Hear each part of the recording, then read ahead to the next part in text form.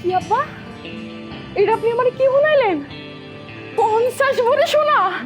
মাগো, আমার তো অনেক মাথাটা ঘুরাইতেছে। এরপর খবর শুনলে তো তুই পড়ে যাবি গে। যেমনি করে হোক 3 লাখ টাকা আমি জোগাড় করুন। 3 লাখ টাকা জোগাড় কইরা ওই সুরুজের হাতে আমার মায়ের যদি তুলে দিতে না পারছি, আমার নাম ইমান আলী না বেইমান আলী রাখুন কই দিলাম। সাব্বাস আব্বা, এই না হলে আমার বাপ। কেডাই কইছে? কেডাই কইছে ইমান আলী কিপটা? কেডাই কইছে ইমান আলী কইছে নাই? আপনি যে আমার আব্বা, আজকে আপনি প্রমাণ করে দিয়েছেন আব্বা। আমি জানি আমার আব্বা যেহেতু পণ করছে, দুনিয়ার কোনো শক্তি আমার বাপরে ঠাইতে পারবে না। হয়েছে, আর পাম মারা লাগবি না।